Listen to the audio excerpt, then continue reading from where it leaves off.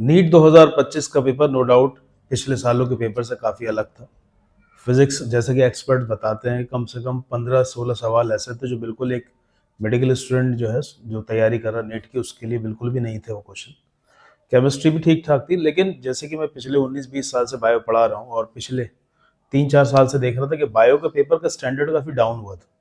बिल्कुल एनसीईआरटी की लाइन से सवाल पूछ ले रहे हैं कि फेलोपियन ट्यूब के 3 नाम लिख दिया, चौथा पार्ट अलग से कि इनमें से कौन सा पार्ट फेलोपियन ट्यूब का नहीं है। तो उस हिसाब से अगर देखा जाए इस साल का उन्होंने बायो का पेपर थोड़ा ठीक बनाया, मतलब कि जो एक लेवल होना चाहिए, इतना बड़ा एग्जाम है, 20-25 लाख स्टूडेंट बैठ रहे हैं, तो ठीक था पेपर। हालांकि कुछ क्वेश्चन थोड़े से लेंथी थे, जैसे कि वो टेरिडोफाइट की लाइफ साइकिल वाला क्वेश्चन थोड़ा सा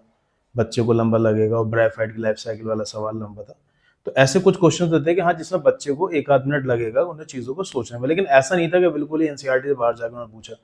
जैसे कि बहुत सारे टीचर्स कह रहे हैं रिडक्शन इज बायोलॉजी वाला सवाल इन्हें नहीं पूछना चाहिए था। भाई जब आप पूरे साल बच्चों से कहते हो कि एनसीईआरटी की लाइन इंपॉर्टेंट है, एनसीईआरटी को ध्यान से पढ़ो, तो एनसीईआरटी की लाइन नहीं है, हर बच्चे को मालूम है, तो आप किस तरीके से कह सकते हैं बहुत टफेस्ट सवाल है।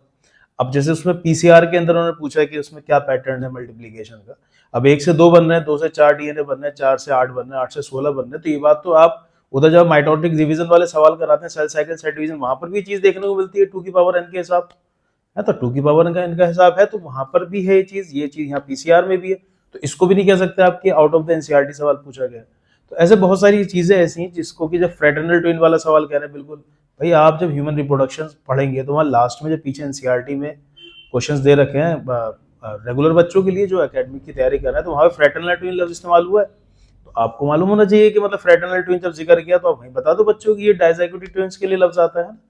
ना, मोनोजाइगोटिक ट्विन्स आइडेंटिकल ट्विन्स कहलाते हैं, बता दी जाती है बात अक्सर क्लास में। तो ऐसा नहीं है कि आप, मतलब ये मेरी अपील है उन बच्चों से जो बायो का पेपर को लेके काफी चिंतित हैं, तो भाई ऐसा नहीं है कि पेपर बहुत ही ज्यादा बाहर से पूछा गया है, एक भाई सही लेवल का पेपर है। जबकि पेपर का स्टैंडर्ड ऐसा है कि अब ऐसा भी नहीं होगा कि बहुत सारे बच्चे 90 में से 90 क्वेश्चन कर लेंगे। पेपर का लेवल ठीक था, बहुत ज्यादा ईरान तुरान सवाल नहीं पूछे गए थे, सही स्टैंडर्ड क्वेश्चन था। हाँ उधर पी डिग्री वाला क्वेश्चन मैं कह सकता हूँ कि नॉर्मली इस तरीके के क्वेश्चन हम करते नहीं क्लास में, तो वहां बच्चा थोड़ा सोच सकता है, लेकिन वहां पर भी अगर आप जो कॉन्सेप्ट समझाया गया एनसीईआरटी में उसको अगर आप अप्लाई करके सोचेंगे कि हाँ क्रिस क्रॉस इनहेरिटेंस दिख रहा है नहीं दिख रहा,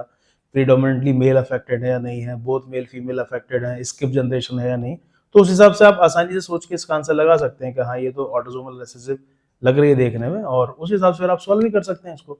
तो जो बच्चे इस साल 12th क्लास में हैं और अगले साल नीट एग्जाम देंगे, या जो इस साल 11th क्लास में बायोलॉजी लिए हैं और वो 2 साल के बाद नीट एग्जाम देंगे, उन लोगों को मुझे ये बात शेयर करनी थी कि भाई